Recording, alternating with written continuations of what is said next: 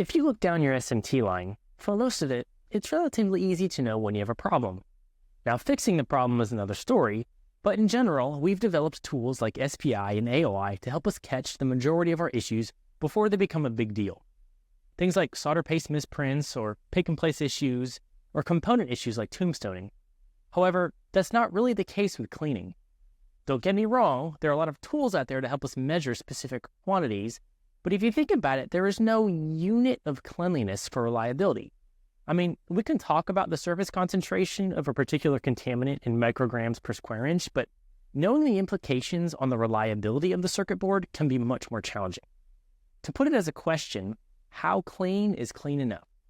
Today, I want to talk about the steps you can take to help answer that question for yourself.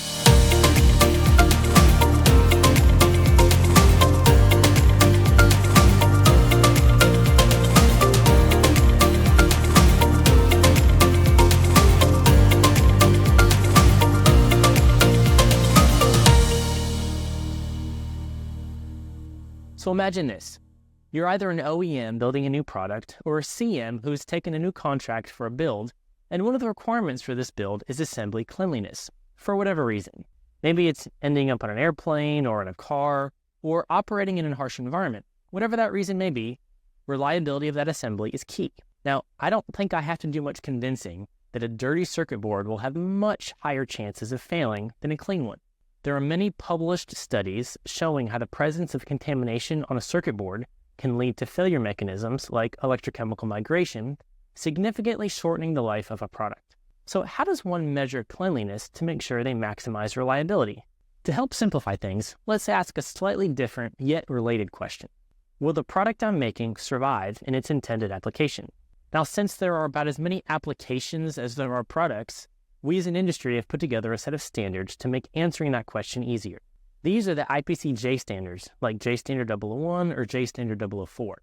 However, we're still not out of the woods because according to J Standard 001, Section 8 on cleaning and residue requirements, we must provide objective evidence that the hardware will not be adversely affected by contamination in its intended application. So basically, we need to figure out ourselves that the circuit board will survive. On the surface, this seems very inconvenient at best. But if you think about it, it makes sense. Not all assemblies see the same environments. For example, a circuit board in an electric vehicle shouldn't necessarily be subject to the same cleanliness standards as a computer processor going into a server farm. So to answer the question for our specific boards, you can do one of three things. 1, provide historical evidence. 2, you can provide simulated life testing, which basically means putting your boards in a chamber that simulates temperature and humidity. Or 3, do SIR testing. Now, for those of you that have historical evidence or have the ability to perform simulated field testing, those will provide a more realistic view of how the boards will behave in the final environment. However, for those of you who don't, SIR testing is the way to go. Now, the steps would look something like this. First, you design your cleaning process.